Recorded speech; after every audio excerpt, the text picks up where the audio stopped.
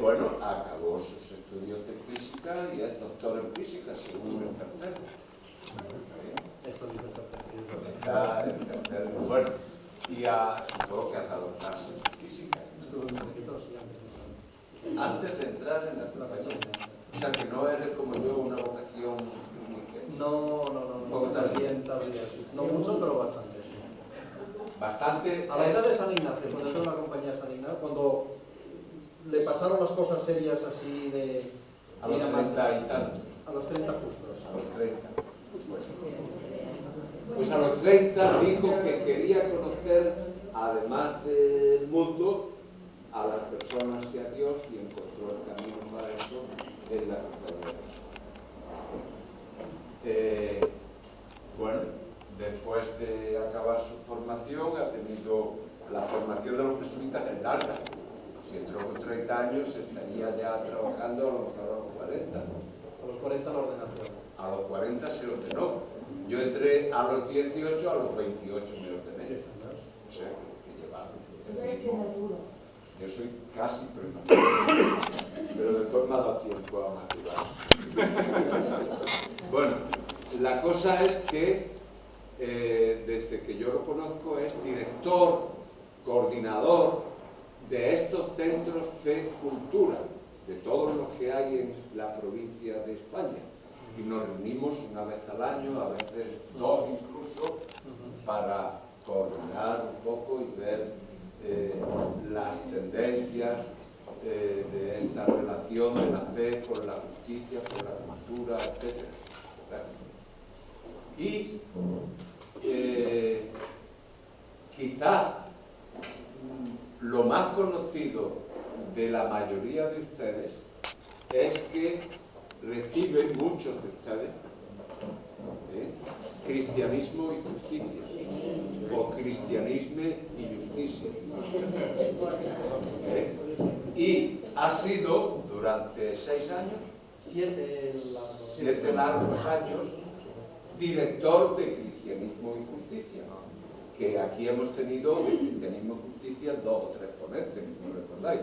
Ha venido el de la sección de teología, González Faust, ha venido el de la sociología, Óscar Mateo, que dejó una impresión fenomenal el año pasado, y bueno, nos conocemos de eso, ¿verdad? De ser compañeros y amigos en el Señor. Y le dejo la palabra porque no quería que me extendiera yo, porque él quiere ocupar todo el tiempo de la charla, ¿no? Y para venir a oírme a mí no han venido. Entonces, le dejo a él ya la palabra y agradezco vuestra presencia, a los habituales, a los intermitentes y a las fieles totales, siempre. Muchas gracias por sus palabras tan así acogedoras. He de decir que yo hasta este verano no había venido aquí a Almería. De hecho, conocía poco a Andalucía en general hasta hace pocos años. Luego, con lo de los centros de cultura y justicia, he ido viniendo porque hay una coordinación que también se hace por aquí. Pero todavía no había venido a la parte oriental de Andalucía, y este verano he estado en Las Norias con un grupito de jóvenes que hacían un tiempo de estar con chavales del barrio haciendo actividades educativas en el tiempo libre, digamos, ¿no? Durante el verano, y la verdad es que estuvimos muy bien en contacto con las religiosas del Sagrado Corazón y la gente de allá, de los asistentes sociales que trabajan. Y nos quedamos tan enganchados con lo bonito que es también poder conocer y servir y ayudar y acompañar, que nos encontramos contigo en verano, y luego dije, oye, pues a ver si combinamos algo para que puedas también tener la ocasión de compartir con ustedes, ¿no? Y conocer el Centro Indalo, porque como estoy con lo que decía de la coordinación de los centros de Cultura y Justicia de España, pues claro, también conviene conocerlos un poquito a las personas que hay detrás, y no simplemente saber que es un nombre en el cual viene el representante, que es Rafa estos años, ¿no? Y que nos explica las cosas y tal, pero no, que detrás hay muchas personas y mucha realidad. Por tanto, muy contento, y además al encontrarme con gente que había estado por Barcelona o por Badalona, me he encontrado 2 personas, y también es bonito la sorpresa de decir, anda, ¿qué haces tú aquí? Pues resulta que estaban aquí. Bueno, me pongo de pie porque igual se nos queda un poquito hundido y esto será un poco porque tengo la chuleta aquí y entonces iré siguiendo y vamos a ver cómo se combina. ¿Cuál es la idea? La idea que pensaba un poquito comentando con Rafa, decíamos, no hacer una presentación de la encíclica Laudato Si, porque de hecho gran parte del tiempo no estaré con la encíclica Laudato Si, sino que estaré más bien con la Evangelii Gaudium, con la exhortación apostólica previa. Porque le comentaba, digo, es que la verdad es que el Papa Francisco yo creo que lo que está haciendo es plantear, aparte de un programa pastoral misionero, que es lo que hizo con la Evangelii Gaudium, un proyecto de persona. ¿Cuál es la persona que hoy, en el siglo XXI ya empezadito, conviene y qué iglesia conviene para hoy?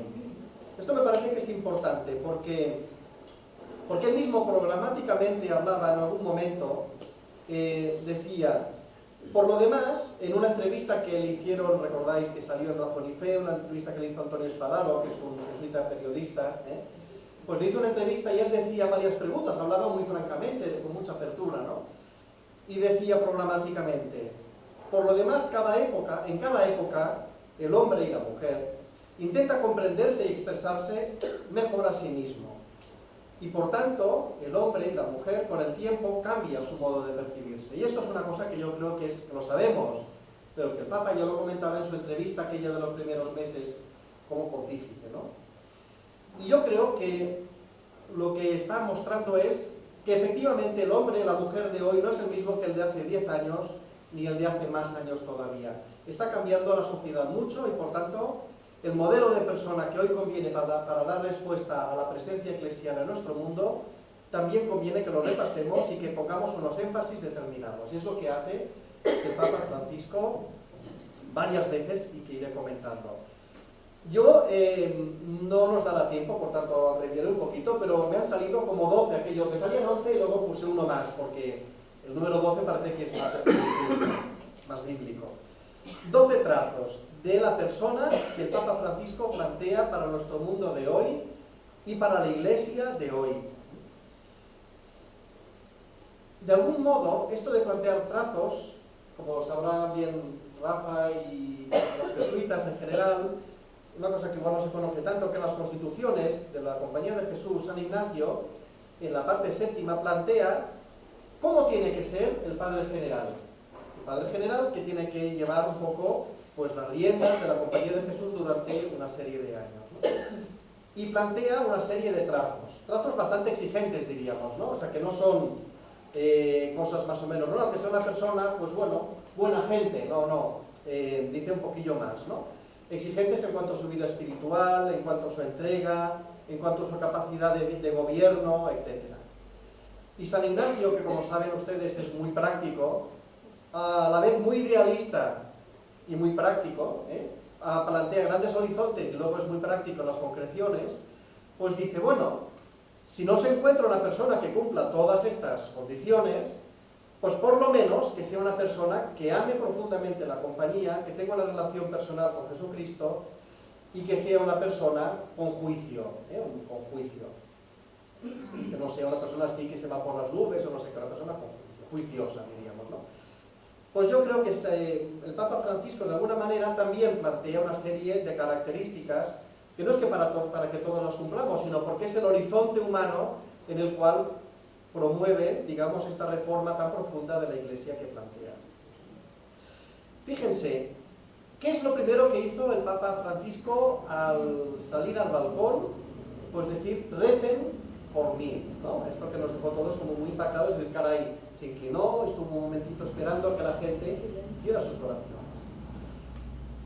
Y la primera homilía, que fue el día de San José, fue una homilía muy linda, que voy a recordar alguna cosa, porque habla de una palabra clave, la primera palabra clave que voy a decir, la palabra custodios.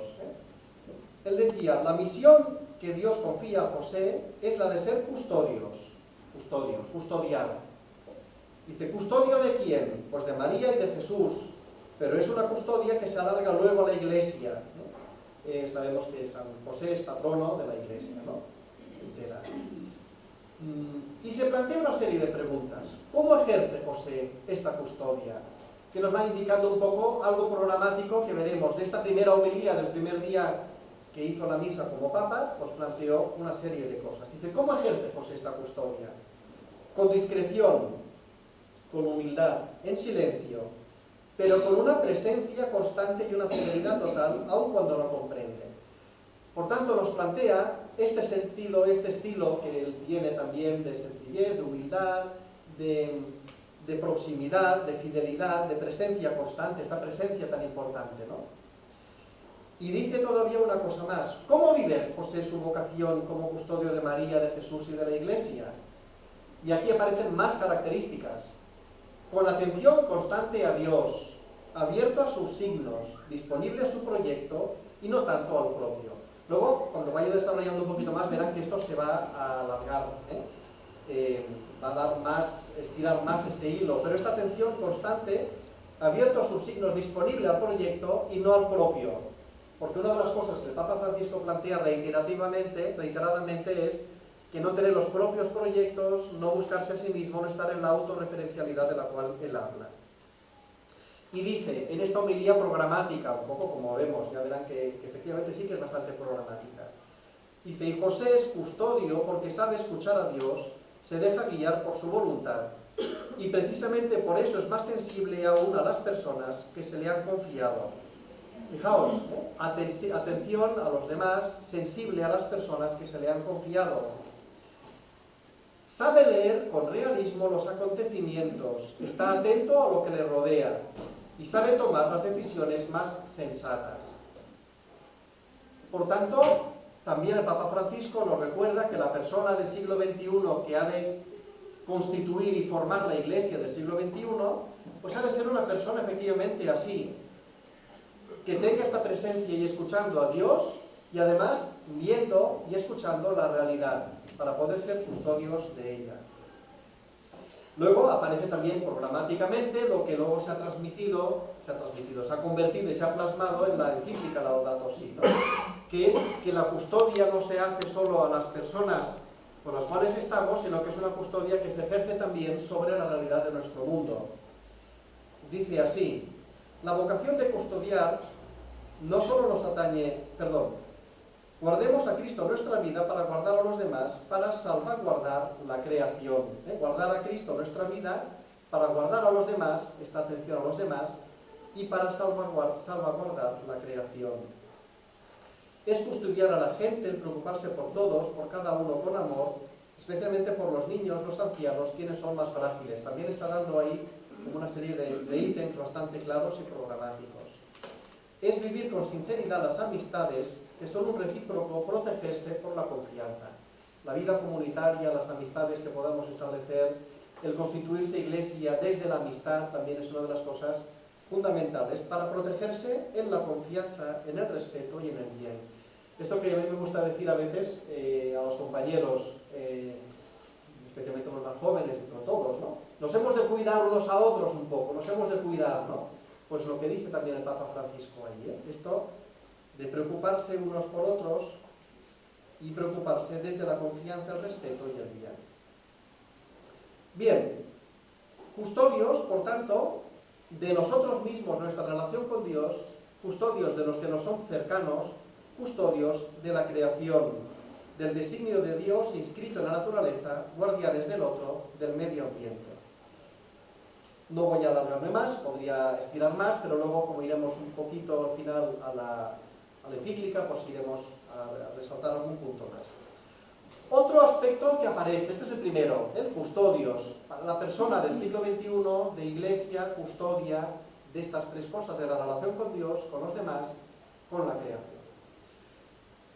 Él piensa en una persona y una comunidad que se sabe viviendo tiempos recios, para la expresión también muy teresiana y también muy cristiana, ¿no? Estamos viviendo tiempos recios, que sabe la persona que plantea el Papa Francisco que estamos en un tiempo donde hay que ir a lo esencial, a las raíces, un tiempo donde hay muchos heridos en nuestro mundo, hay muchos heridos, y lo que debemos hacer es vivir esta imagen que él planteó en la misma entrevista que os he comentado antes del hospital de campaña. Veo con claridad, dice, que la Iglesia necesita con mayor urgencia, que lo que la Iglesia necesita con mayor urgencia hoy es una capacidad de curar heridas y dar calor a los corazones de los fieles. Cercanía, proximidad. Ahí hay todo otro programa, y las personas que trabajáis más en el ámbito, en todos los ámbitos, pero digo, que las que estáis más trabajando, que conozco, no miro directamente, pero en el ámbito más social, pues fijaos cómo estamos cumpliendo este deber que toca hoy en el siglo XXI a la Iglesia, esta cercanía, este calor a los corazones heridos, este ir a lo más fundamental, que viene diciendo, qué inútil es preguntarle a un herido si tiene el colesterol alto, ¿no? ¿Usted tiene el colesterol un poco elevado? Dice, no, lo que hay que hacer primero es atender las heridas más profundas que se están teniendo. Y los ministros de la Iglesia deben ser, ante todo, ministros de misericordia. Por tanto, plantea otro gran reto para todos nosotros, el vivir esta capacidad no solo de custodiar, sino también de curar las heridas desde la proximidad, la cercanía, y yendo a las raíces y lo esencial, no perdernos en grandes disquisiciones, sino yendo a la cosa práctica y esencial. Ya, tercer punto. Ya ha salido un poquito, más o menos insinuado, como las tres miradas. Voy a hablar ahora de tres miradas que plantea que la persona de hoy conviene que tenga para poder vivir esta Iglesia, digamos, navegando en la reforma que plantea el Papa Francisco. Una mirada atenta a la realidad, que ya he dicho antes, porque la realidad es el lugar de las llamadas y la revelación de Dios. Por tanto, mirada atenta a la realidad. Mirada atenta a los sufrientes de nuestro mundo para verlos como hermanos. En la Evangelii Gaudium 211 dice, ¿dónde está tu hermano? Recordando lo de Caín, ¿no? ¿Dónde está tu hermano? Una mirada que además es lúcida. Ya saben, ya lo voy a leer alguna cosita un poco dura del Papa Francisco, viendo con espíritu crítico una sociedad y una estructura socioeconómica que no está sirviendo, sino que está siendo más bien objeto de ser servida para poder alimentar a algunos.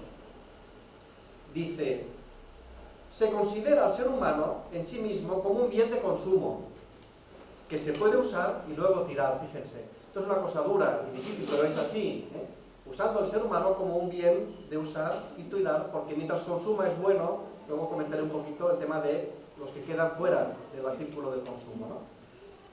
Dice, hemos dado inicio a la cultura del descarte. Por tanto, una cultura que descarta, que ya no estamos solo en un momento de explotación. En el siglo XIX y siglo XX, la época industrial, el problema era la explotación, ¿no? En las grandes luchas de los obreros para conseguir un horario laboral digno, unas condiciones higiénicas y salubres dignas, ¿no?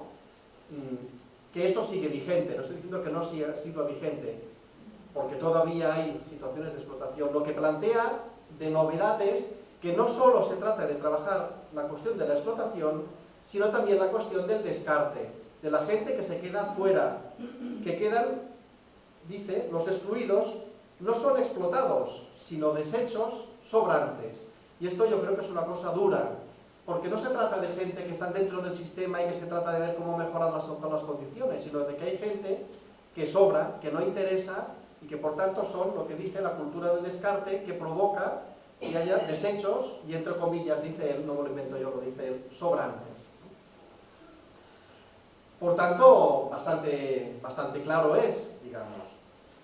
Otra de las cosas que dice en Evangelii Gaudium, era el 53 antes, ahora es el 55, dice, una de las causas de esta situación se encuentra en la relación que hemos establecido con el dinero, ya que aceptamos pacíficamente su predominio sobre nosotros y nuestras sociedades. Es lo que decía antes, que decía como titular, una cultura socioeconómica que privilegia, digamos, el producir más, todo basado en la economía y no solo en las personas. Fijaos, hay una grave carencia en la orientación antropológica que reduce al ser humano a una sola de sus necesidades, la del consumo. Por tanto, la visión que nos plantea es que el ser humano es más que el consumo, más que la producción. El ser humano es una persona, como veremos, que tiene muchas otras dimensiones y que especialmente la Laudato Si va a desarrollar, que es una cosa que me parece muy interesante. Y introduzco un poquito, pues se me quedó corto de tiempo. La Evangelii Gaudium habla de la espiritualidad, hablaremos de la esperanza, de las dimensiones socioeconómicas. La Laudato Si habla más de la integralidad de la persona como un todo que incluye muchas dimensiones, luego lo veremos. Y viene el número 56, donde dice también cosas difíciles. Mientras las ganancias de unos pocos crecen exponencialmente, las de la mayoría quedan cada vez más lejos del bienestar de esa minoría feliz. Y esto, de hecho, los que han tenido ocasión de conocer otros lugares, o también aquí, ¿no? Es decir, no solo la diferencia aquí mismo, en España, en nuestras ciudades, sino también cuando uno ve el mundo, realmente uno se da cuenta de que vivimos en una pequeña burbuja muchas veces, cuando comparas con la vida de las personas que están en otros lugares y que vienen de otros lugares, ¿no? Y dice, este desequilibrio proviene de ideologías que defienden la autonomía absoluta de los mercados y la especulación financiera. Se trata de que hay una tiranía invisible y a veces virtual del dinero que no tiene límites, que es el que gobierna todo. Luego hablaremos un poquito más. El centro, ¿dónde lo tenemos? ¿El centro está puesto en la persona o está puesto en los mercados, ¿no? Nos lo va a decir también de manera muy clara. Y tercera mirada, si la primera mirada era una mirada que hacíamos a nosotros viendo la realidad en sí misma, que es la realidad la que nos hable, la segunda mirada es una mirada atenta y centrada en Jesucristo. Mirada crítica, viendo que tenemos una sociedad que hemos de denunciar cosas que no funcionan para poder darles una alternativa, pero no hemos de olvidar la mirada que hemos de tener centrada en Jesucristo. Fijaos en la Evangelii Gaudium, al principio de todo, lo que nos dice es: les invito a todos a que vivan o renueven su experiencia personal de contacto con Jesucristo.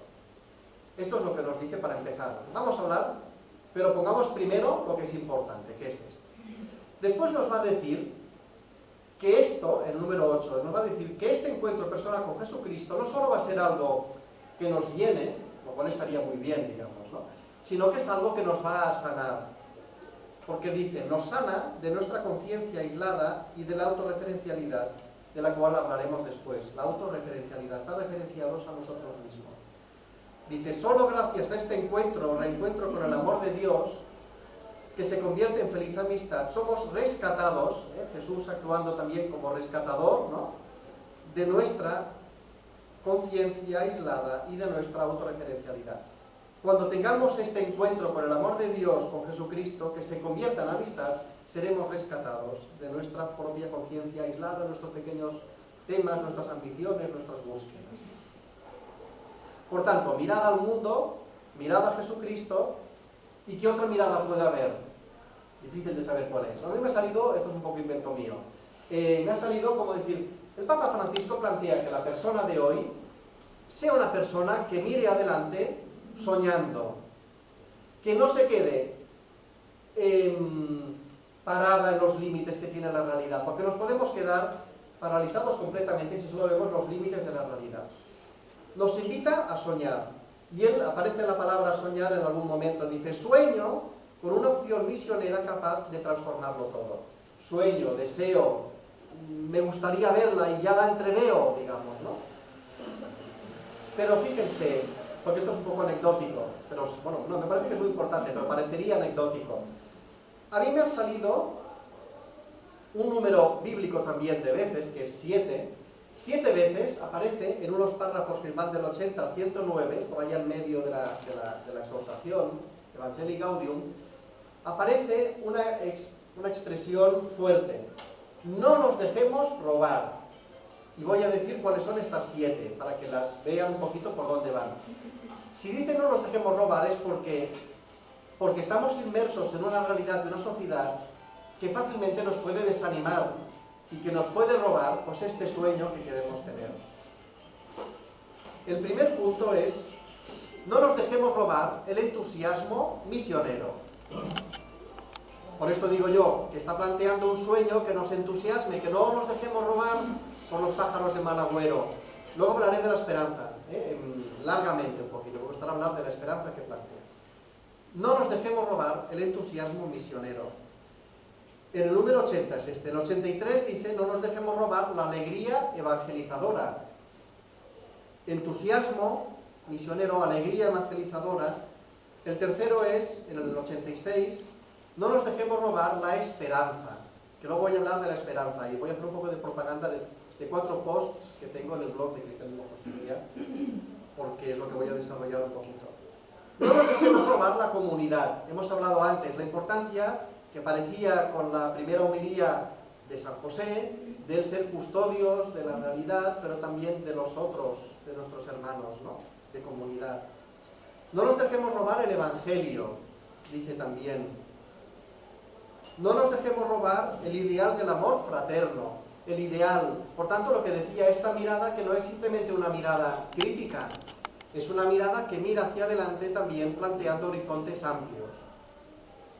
Y finalmente, no nos dejemos robar la fuerza misionera.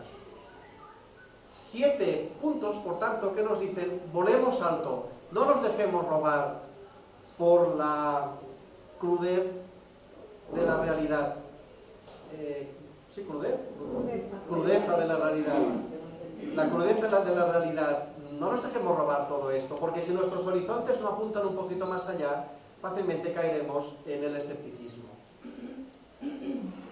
Bien, voy a adelantar un poquito. Me gustaría otro aspecto. Saltaré alguno para no alargarme mucho, porque me gustaría llegar a la parte de la esperanza y la parte de la encíclica también Laudato Si. Otro aspecto que aparece de las personas, hemos dicho las 3 miradas, y es un aspecto diferente.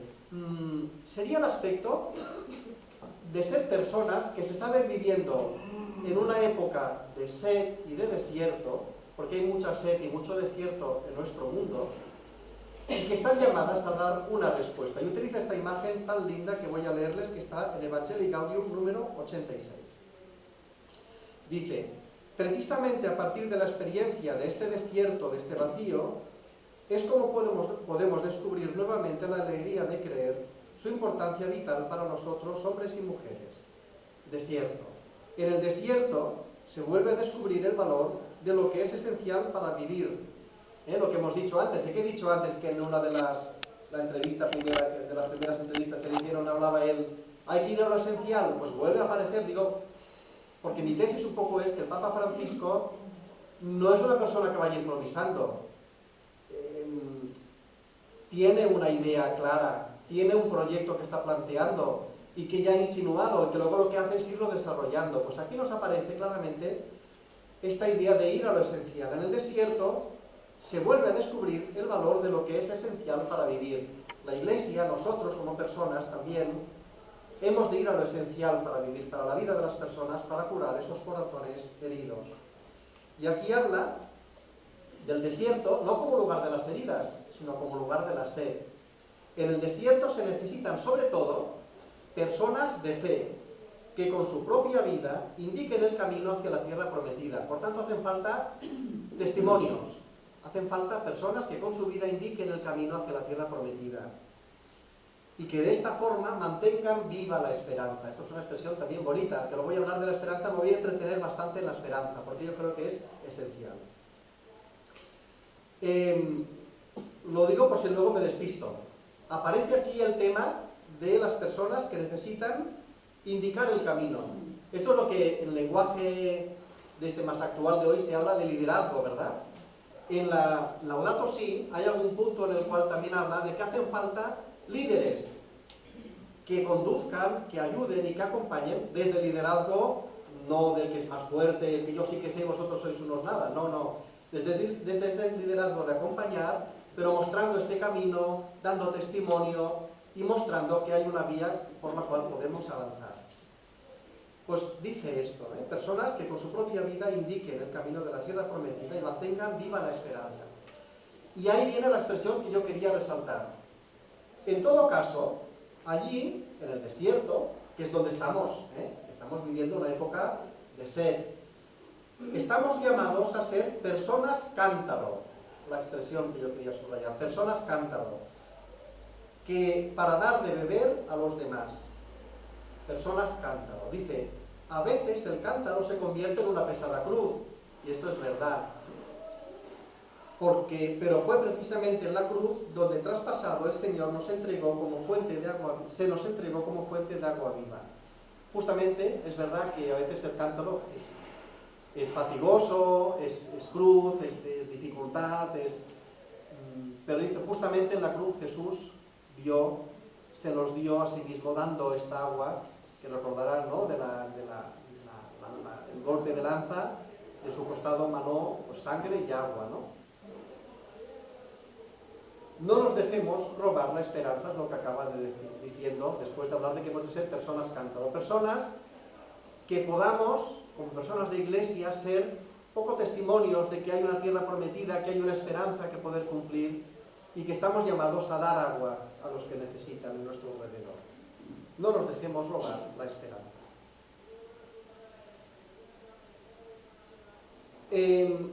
Otro aspecto, ya he hablado antes un poquito de la atención a los demás, y a mí me gustaría ver que además no se trata simplemente de atención, de estar atentos, de mirar, sino que se trata de algo más profundo, y es lo que quiero resaltar ahora. El Papa sueña con que seamos personas atentas a las necesidades de los demás, y especialmente a los necesitados. Esto es lógico. Pero yo diría, no simplemente estar atentos y ya está, sino convertirnos, y esto es lo más fuerte, convertirnos en la manera que tiene Dios de actuar en nuestro mundo en su favor.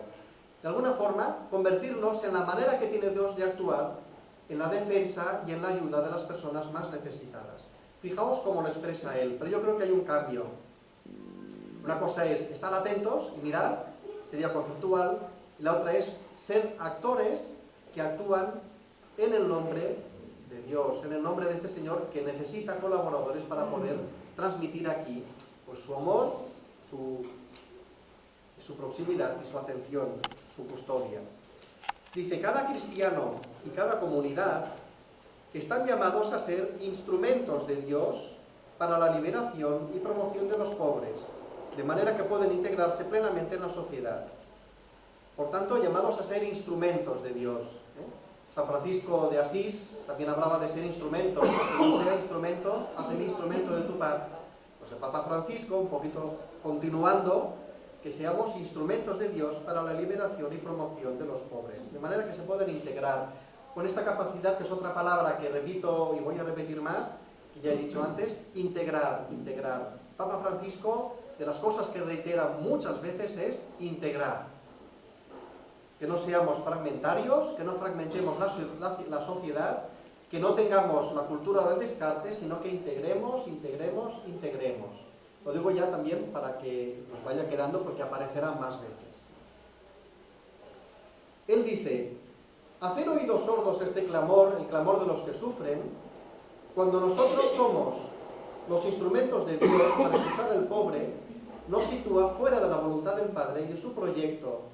Fijaos que también es contundente, Hacer oídos sordos al clamor de los necesitados cuando nosotros somos los instrumentos de Dios para escuchar al pobre. Aquí hay una llamada muy fuerte a la Iglesia y a los cristianos y cristianas. Instrumentos para poder liberar y promocionar e integrar, instrumentos para escuchar. También esta atención de la Iglesia a las necesidades y al clamor de los necesitados. La falta de solidaridad en sus necesidades, las necesidades de las personas que lo pasan mal, afecta directamente a nuestra relación con Dios. Integración, no podemos vivir desintegrados, lo mismo que estaba diciendo. A mí me gusta hablar un poquito también de una palabra que lo voy a explorar, es una de las cosas que me gustará trabajar un poquito para ver si puede salir algo, porque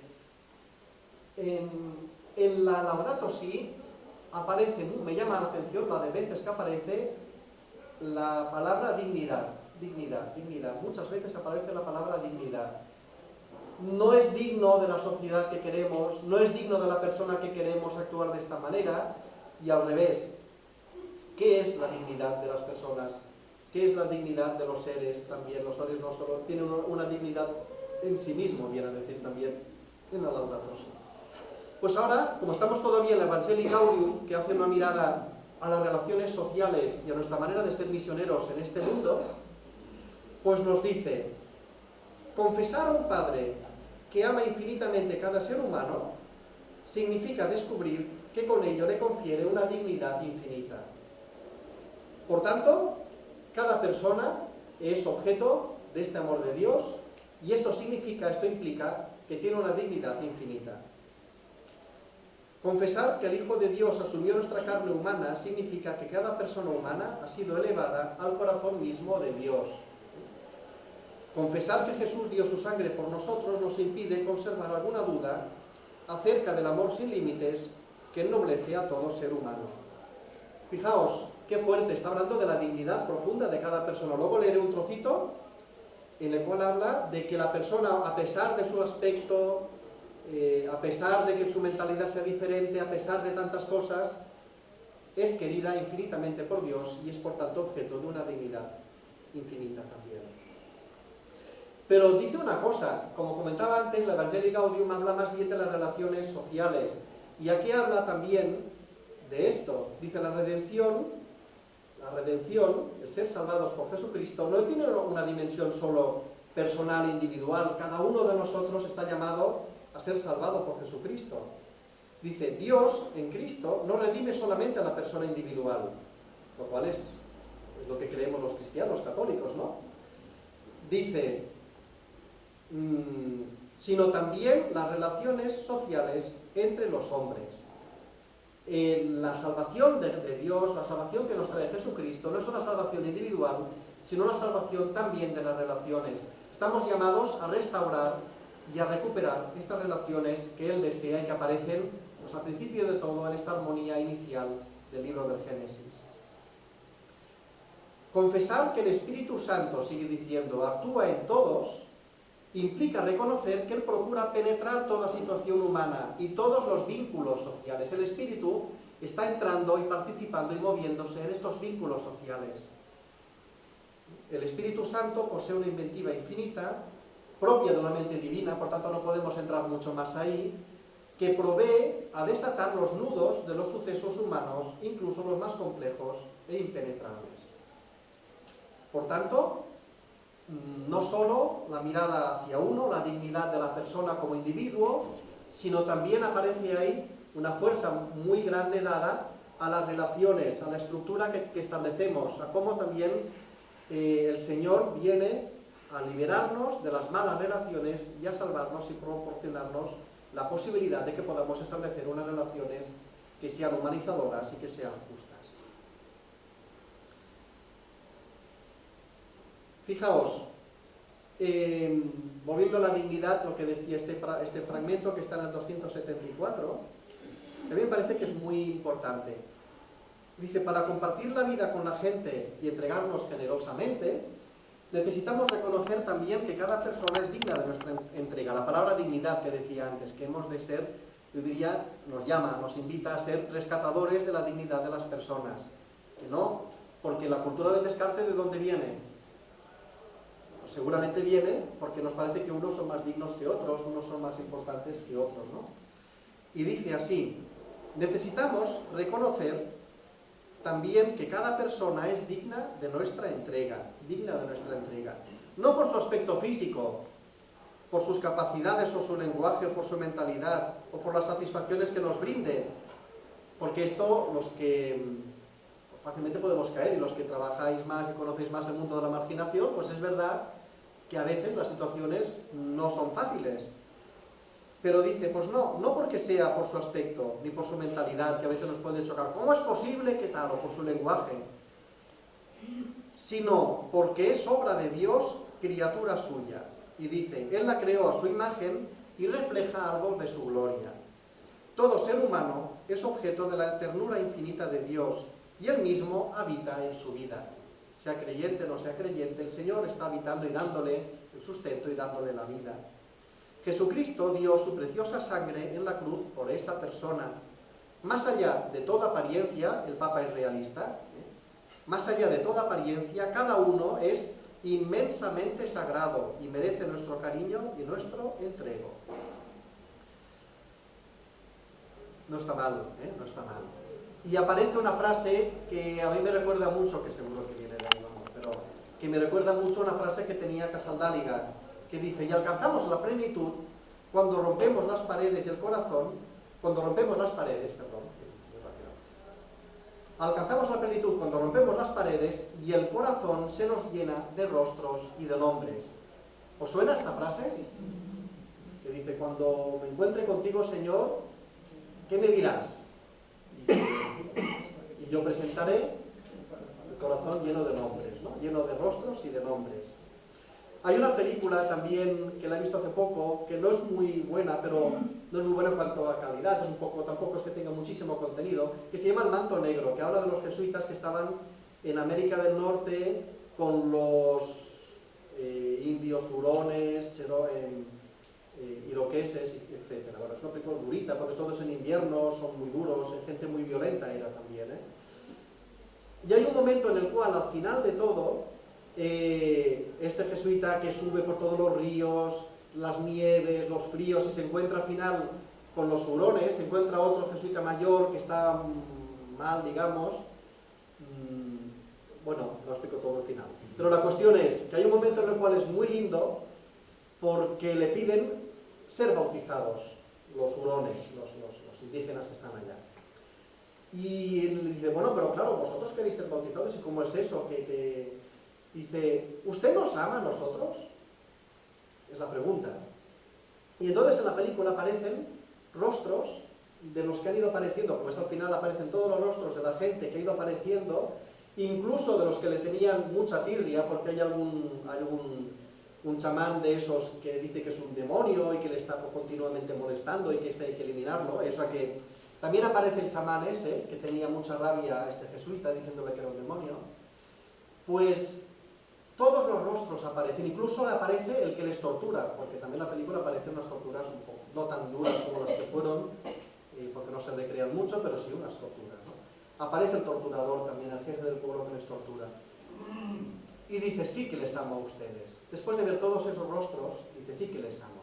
Y entonces el indio les dice, pues, ¿por qué no nos bautiza? Es muy linda esa escena, pero refleja un poquito esta imagen que dice el Papa y que también decía Gasaldáliga, ¿eh? Mostraré el rostro, el corazón lleno de rostros. Y ahora voy a entrar en la parte de la esperanza, que me gustaría remarcar. Hemos visto una serie de características, ¿eh? De la persona. Pero yo creo que, lo que he dicho antes, una persona no solo que mira unos horizontes amplios, sino que tiene fundamentada su esperanza. Y la esperanza no es trivial. Y yo creo que todos lo podemos saber, que la esperanza no es trivial. ¿Cómo se puede ser esperanzado cuando he intentado tantas veces solucionar tantos problemas y que no ha habido manera? O que he estado ayudando a tanta gente y que después veo que la situación vuelve a empeorar otra vez. Ahora no tengo tanto contacto, desgraciadamente, pero había estado algún tiempo de voluntario en Proyecto Hombre, un conocido, ¿no? Un centro de estos.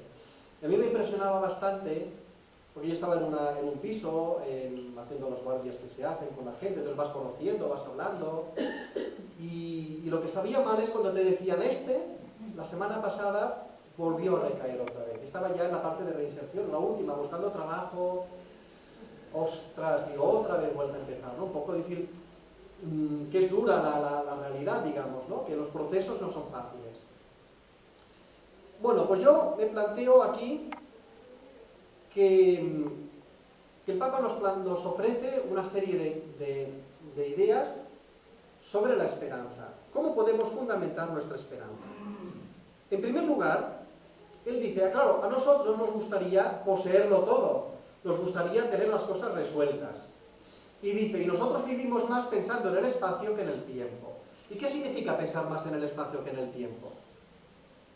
Yo como vengo de la física que había comentado antes Rafael, pues el espacio-tiempo y todo esto. Pensar en el espacio significa mirar y decir, me gustaría que esta sala fuera diferente. Porque fíjate que esta luz no sé qué, que la cortina no sé cuántos, que esto no sé qué. ¿Qué pasa cuando miras el espacio? Que te gustaría que las cosas estuvieran hechas y como ves que no están, pues dices, pues esto es un desastre, ¿no? Dice, uno de los pecados que a veces advierten en la actividad sociopolítica, yo diría también eclesial y de la vida, consiste en privilegiar los espacios de poder en lugar de los tiempos, de los procesos. El espacio es lo que queremos obtener. y el tiempo es el proceso. Y él nos dice que fijarnos más en el espacio es cristalizar los procesos y pretender detenerlos, cristalizarlos. Y como vemos las cosas, decimos, esto no funciona. En cambio dice, no, lo que estamos llamados es a priorizar el tiempo, a ser capaces de iniciar procesos transformadores que sean amplios y atrevidos, aunque no veamos los resultados, pero por lo menos ser iniciadores de procesos. Y yo creo que, ahora hablaré un poquito más así, del Papa místico. Yo creo que él nos va a ofrecer unas lecciones de espiritualidad, porque yo creo que en algún momento nos lo dice, lo voy a leer, nos falta espiritualidad para poder creer que debemos iniciar procesos aunque no veamos el término. Dice así, esta falta de espiritualidad, o sea que aquí nos mete ya un poco la estocada, ¿no? Profunda, esta falta de espiritualidad profunda se traduce en el pesimismo, el fatalismo, la desconfianza. Algunas personas no se entregan a la misión porque creen que nada puede cambiar y entonces para ellos es inútil esforzarse. Piensan así, ¿por qué me privaré de mis comodidades y placeres si no veré ningún resultado importante? ¿Y esto en qué nos mete? Pues en un círculo de inmanencia, ¿no? De decir, bueno, como tampoco conseguiré demasiado, ¿qué he de hacer yo, pobre de mí? ¿No? Pues mira, ¿sabes qué? Vivamos un poco tranquilamente y ya está. Y dice, con esta actitud se vuelve imposible ser misioneros. Como digo, es una exhortación apostólica, la Evangelii Gaudium, es una exhortación, exhorta. Bueno, pues nos podemos preguntar si no nos falta igual confianza porque igual nuestra espiritualidad la hemos de trabajar más. Y ahora voy a comentar un poquito cómo se puede trabajar esta espiritualidad. A mí me salían como dos raíces viendo lo que nos propone en la encíclica, en la exhortación, perdón. La primera raíz de la esperanza es el amor y la proximidad a la gente, a las personas y especialmente a los últimos y excluidos. Esto es lo que me parece que es una de las dos raíces profundas. Fijaos lo que dice. Dice, el amor a la gente es una fuerza espiritual que facilita el encuentro pleno con Dios.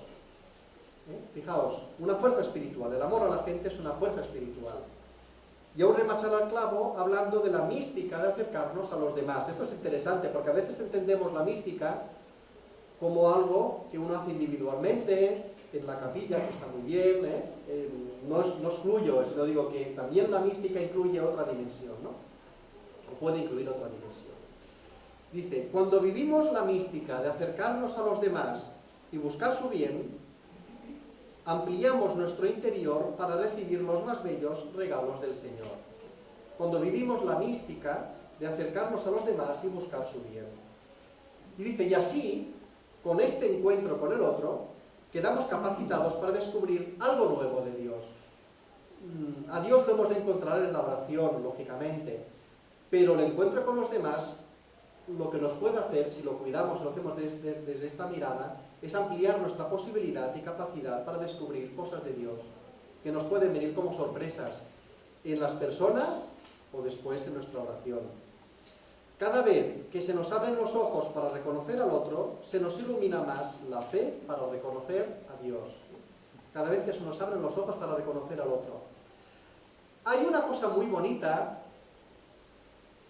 potente también, en Manila. En Manila el año pasado estuvo el Papa Francisco, recordad que hizo un viaje que estuvo primero en Sri Lanka, ¿no? Y después con el diálogo interreligioso como tema, y después en Filipinas, donde estuvo con mucha gente de las víctimas de los tifones que tuvieron, de tanto desastre que hubo, ya recordar, ¿no? Y había una persona que le hizo una pregunta, sollozando, dice, ¿por qué sufren? ¿Por qué tienen que sufrir los niños? Y el Papa se alargó mucho sobre esto. Y dice, atrevámonos a llorar. No tengamos miedo, al revés, atrevámonos a llorar. Porque solo con los ojos limpios por las lágrimas podremos ver determinadas cosas. Me pareció que también era un poco de la misma manera que aquí se abren los ojos para reconocer al otro, y él decía en Manila, cuando tengamos los ojos limpios por las lágrimas de las situaciones que nos duelen, seremos capaces de plantear bien las preguntas y además podremos ver más claro, nos decía. Simultáneamente, dice, un misionero entregado experimenta el gusto de ser un manantial que desborda y refresca a los demás. Esto nos suena, ¿no? Hemos dicho antes, lo de persona cántaro, y aquí aparece el misionero entregado que vive el ser manantial, que desborda y refresca a los demás. Solo puede ser misionero alguien que se sienta a gusto buscando el bien de los demás, deseando la felicidad de los demás. Por tanto, una raíz es el encuentro, el abrirnos, el ir a las personas, el practicar el voluntariado, el servicio. Yo creo que hay una exhortación muy clara. Porque dice, por el contrario, como lo plantea en positivo y en negativo, como hace Jesús tantas veces, ¿no? Pues también, uno no vive mejor si se escapa de los demás, si se esconde, si se niega a compartir, si se resiste a dar, si se encierra en la comodidad. Y ahora viene la frase fuerte, esto no es más que un lento suicidio. Tómate esa. Realmente digo que es bastante contundente. Por tanto, dos actitudes contrapuestas. La autorreferencialidad, referenciado en mí mismo, o la apertura a los demás. Y dice que una de las razones de nuestra esperanza justamente puede venir si nos arraigamos en este encuentro con los demás. Otra de las raíces es más teológica, es la confianza en la fuerza de la resurrección. Y aquí yo digo que el Papa se eleva a una altura espiritual tremenda, por esto nos dice luego que igual nos falta un poco de espiritualidad, que estamos llamados a cuidar nuestra espiritualidad, nuestra confianza en la resurrección de Jesús. Y ahora vamos a leer un poquito lo que dice sobre esto. Dice, en efecto, si pensamos que las cosas no cambiarán, recordemos que Jesucristo ha triunfado sobre el pecado y la muerte y está lleno de poder. Jesucristo verdaderamente vive. De otro modo, citando la primera carta a los Corintios, si Cristo no resucitó, nuestra predicación está vacía. Es decir, que el Papa Francisco va a tocar el núcleo de nuestra experiencia como personas de iglesia. ¿Creemos realmente que Jesucristo ha resucitado, que vive?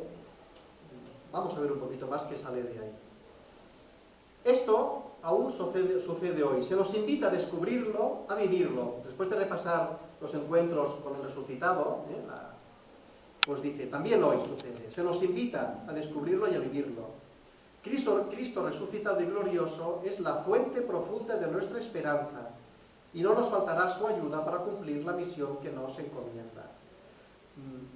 Es la fuente profunda de nuestra esperanza y desengañémonos un poquito, me parece que nos viene a decir, desengañémonos, que si no, si miramos los espacios, nos quedaremos en una cierta, desánimo, incluso cinismo, un poquito. Esto ya lo hemos intentado muchas veces, que vamos a probar ahora, ¿no? Que a veces pasa. Insistiendo en el tema de la resurrección, porque dice, no es algo del pasado, la resurrección no es algo del pasado, conlleva una fuerza de vida que ha penetrado el mundo, donde parece que todo ha muerto, por doquier vuelven a aparecer dotes de la resurrección. Es una fuerza imparable. Por tanto, abrir los ojos y ser capaces de ver la fuerza de la resurrección. Está claro que muchas veces parece que Dios no exista, vemos injusticias, maldades, indiferencias y crueldades que no ceden. Es así, ¿no? Estamos de acuerdo que es así. Pero también es cierto que en medio de la oscuridad empieza a brotar algo nuevo, que tarde o temprano produce un fruto. En un campo arrasado, vuelve a aparecer la vida terca e invencible. Habrá muchas cosas negras, pero el bien siempre tiende a brotar y difundirse. Por tanto, fijaos, qué interesante cómo nos plantea que miremos la realidad, como hacía Jesús también, mirando la realidad y ver cómo brotan, cómo pasan las cosas. A ver si podemos ganar un poquito de amplitud, ¿no? De corazón, decir, bueno, pues tú, Señor, sabrás cómo puedes hacer resurgir vida de esto que parece tan muerto, ¿no? Este verano propusimos en Manresa unos ejercicios que llamábamos en clave ignaciana, ejercicios en clave ecológica, que no fueron un taller, porque tenemos este año que viene que se va a hacer, si se va a hacer una cosa parecida o algo más ecológico realmente, sino que fueron los ejercicios en clave, es decir, que había pues, contactos, se les invitaba a la gente a andar por allá alrededor, les enseñaba un mapa, y pues podéis ir por aquí, por allá, y sentaos y mirad y contemplad. Y la gente, la verdad es que entró. Luego hicimos ejercicios normales, o fueron muy los de San Ignacio, pero al principio abrir un poco los poros de contemplar la realidad y empaparnos un poco de esta mirada contemplativa que te permite ver signos en la realidad que igual nos muestran algo de Dios, como esto que acaba de decir el Papa, de que cuando todo parece que está arrasado, aparecen estos brotes y dices, pues Señor, tú tienes capacidad de hacer salir brotes de aquí, pues igual también de lo que yo voy sembrando aparecerán brotes. La resurrección de Cristo provoca por todas partes gérmenes de este nuevo mundo. Y aunque se les corte, vuelven a surgir porque la resurrección del Señor ya ha penetrado la trama oculta de esta historia, porque Jesús no ha resucitado en vano. No nos quedemos al margen de esta marcha de la esperanza viva. También digo otra frase contundente. Ya ha penetrado la trama oculta del mundo. Por tanto, como dos raíces, una raíz es el encuentro con los demás, apertura de corazón, y otra, porque esto nos puede también hacer que nos quedemos desanimados a ver dificultades, la esperanza y cuidar la espiritualidad y nuestra confianza en la fuerza de la resurrección, que no es algo del pasado, sino que es algo que hoy se está realizando también, nos insiste. Y si tenemos estos dos elementos, ¿cómo podemos hacer que crezca la esperanza o que funcione? Pues a mí me parece que hay un elemento que también es importante, que es el no calcular. Hay una invitación a no calcular. Y él habla de que efectivamente llevamos este tesoro en recipientes de barro, pero hay un sentido del misterio que hemos de cuidar. Sentido del misterio que es saber con certeza que el que se ofrece y se entrega a Dios por amor, seguramente será fecundo. Sentido del misterio. El que se ofrece y entrega a Dios por amor, seguramente será fecundo. Esto es lo que nos dice. Y dice, esta fecundidad es muchas veces invisible, inalcanzable, no puede ser contabilizada. Uno sabe bien que su vida dará frutos, pero sin pretender saber cómo, ni dónde, ni cuándo. Tiene la seguridad de que no se pierde ninguno de sus trabajos realizados por amor, que no se pierde ninguna de sus preocupaciones sinceras por los demás, no se pierde ningún acto de amor a Dios, no se pierde ningún cansancio generoso, no se pierde ninguna dolorosa paciencia. Esto lo dice, no recuerdo la cita, pero en uno de los puntos lo tengo. Importante que lo tengamos esto presente. Volviendo a la física, acabo de seguida, sí. Volviendo a la física, otra vez, los que habéis estudiado poquito, sabréis que se hablaba en física del principio de conservación, conservación de la energía, esto os sonará. La energía ni se crea ni se destruye, es que se decía, ¿no? Sino que se transforma, ¿no? Cosas de este tipo. Hay otros principios de conservación, los que han hecho un poco más de estudios se acordarán que en la colisión de cuerpos se conserva la cantidad de movimiento, cuando es una colisión elástica, ¿no? La cantidad de movimiento se conserva en una colisión.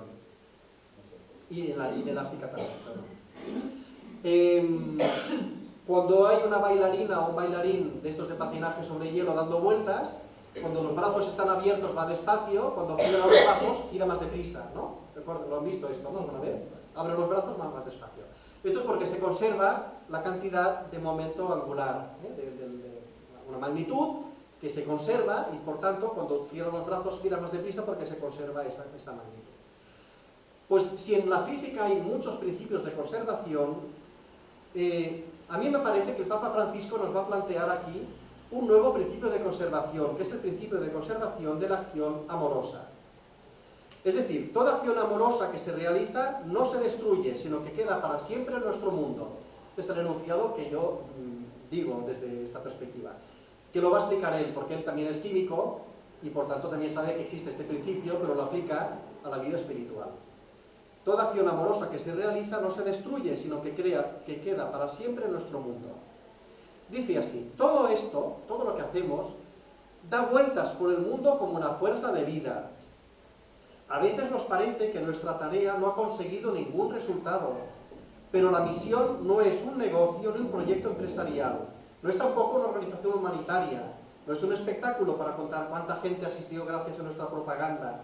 Es algo mucho más profundo que escapa a toda medida, decía, no calcular, eso es lo que nos está diciendo él. Quizá el Señor toma nuestra entrega para derramar bendiciones en otro lugar del mundo donde nosotros nunca iremos. No está mal la altura de miras que nos plantea, ¿eh? Quizá el Señor quizá también con esta modestia y esta humildad, ¿no? Quizá el Señor toma nuestra entrega para derramar bendiciones en otro lugar del mundo donde nosotros nunca iremos. Bien, y otro, ya para acabar esta parte de la esperanza, la fundamenta mucho, ¿no?, la experiencia espiritual que hemos de cuidar, que hemos de vivir del encuentro y el cuidado de nuestra experiencia espiritual, del encuentro con Jesucristo que decía al principio que aparecía. Dice, aprendamos a descansar en la ternura de los brazos del Padre en medio de la donación creativa y generosa. Continuemos adelante, démoslo todo, pero dejemos que sea Él quien haga fecundos nuestros esfuerzos como a Él le parezca. Y yo añado, no como a nosotros nos gustaría. Esto es lo que nos dice. Ya para acabar, voy a hacer una pequeña cosa que me gustaría remarcar 2 puntos de la Laudato Si, para que no sea dicho que no he dicho ni una palabra de la Laudato Si. Si he comentado que en la Evangelii Gaudium el tema es la espiritualidad honda, el encuentro con Jesucristo y cómo esto afecta a las relaciones, que es lo que acabo de decir, por esto insiste tanto en la economía, en cómo vivimos las relaciones humanas, en cómo cuidamos a los demás, y luego nos habla de la esperanza que viene fundamentada en esta experiencia de encuentro y de espiritualidad. La Laudato Si continúa un poco esta línea, enfatizando el aspecto de la integración, que es lo que yo voy a básicamente remarcar para no alargarme demasiado.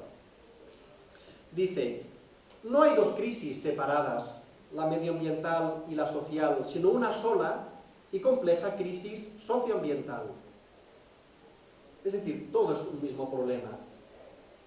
Las líneas de solución, para la solución requieren una aproximación integral para combatir la pobreza, para devolver la dignidad a los excluidos y simultáneamente para cuidar la naturaleza.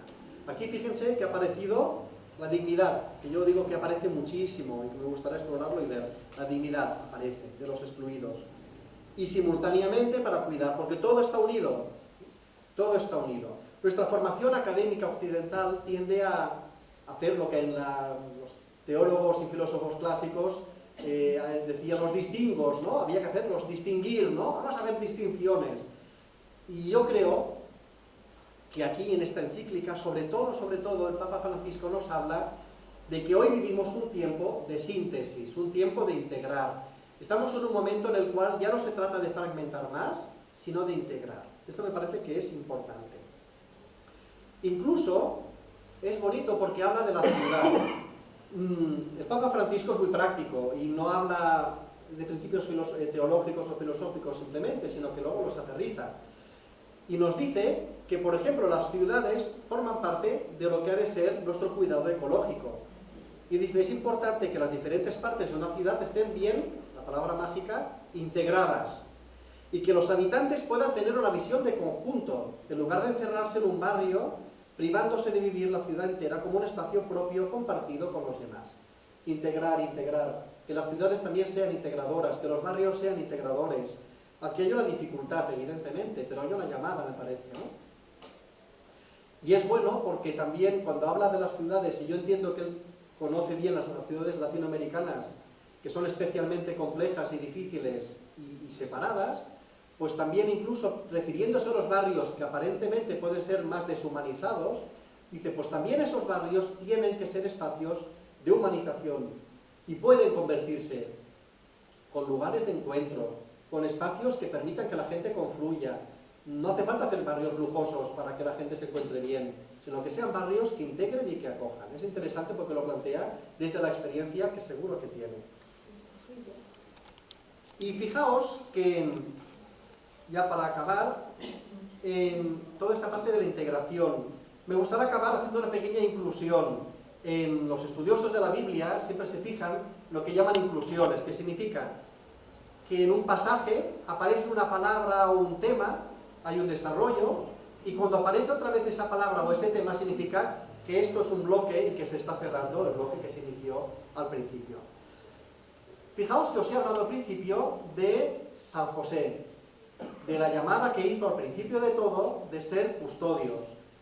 Y a mí me gusta ver que al final de la Laudato Si, en el número 217, habla de los desiertos que ya han salido antes. Dice, si los desiertos exteriores se multiplican en el mundo, porque se han extendido los interiores, la crisis ecológica es un llamado a una profunda conversión interior. Luego habla de que algunos dicen que esto de la ecología, cristianos digo, que esto de la ecología no tiene sentido, que es algo estético de conservar 4 animalitos, y dice, no, es algo muy profundo, porque está todo unido, digamos. Cuando desaparece un animal está desapareciendo algo que el Señor ha creado y que forma parte de nuestra familia. Y dice, vivir la vocación de ser protectores de la obra de Dios es parte esencial de una existencia virtuosa. No consiste en algo opcional, ni en un aspecto secundario de la experiencia cristiana.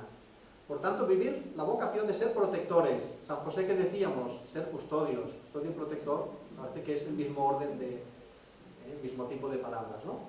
No es algo opcional ser protectores de la obra de Dios, sino que es algo esencial, nos lo recuerda.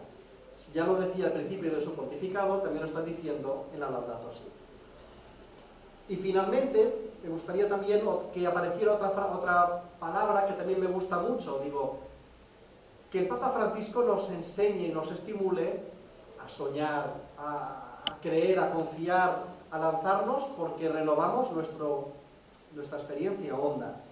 Y dice, en el número 53, estamos llamados a ser los instrumentos del Padre Dios, para que nuestro planeta sea lo que Él soñó al crearlo y responda a su proyecto de paz, belleza y plenitud. Bueno, pues que todo esto nos ayude a, yo diría, vivir como estos elementos. En primer lugar, a cuidar nuestra manera de vivir, nuestro ser cristianos y cristianas hoy, en el siglo XXI, bajo el pontificado del Papa Francisco, que nos lanza, como veis, unos retos tremendos, que lo podamos vivir con esperanza y que esta esperanza la sepamos fundamentar, porque la esperanza hay que currársela. Hay una expresión que me salía con jóvenes, con grupos de jóvenes también, así haciendo pastoral, que hablábamos en un sitio, en un país de misiones, en el Chad, que decíamos que pasaban cosas allá con misioneros que hacían cosas increíbles. Digo, ¿cómo es posible que hayan pasado estas cosas, ¿no? Qué bien lo que están haciendo, el trabajo que hacen, etc. Y entonces me salió una expresión que digo, pues mira, y dice, los milagros, porque esto parece un milagro que se pueda tener en medio de este sitio un hospital que funciona y que va atendiendo a tanta gente, con gente que se va formando, etc., ¿no? Y decía, mira, los milagros hay que currárselos.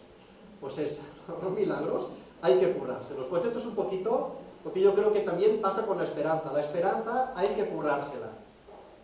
Que luego el Señor nos va a dar su don y el milagro se va a producir porque será Él el que dará plenitud a lo que nosotros propongamos.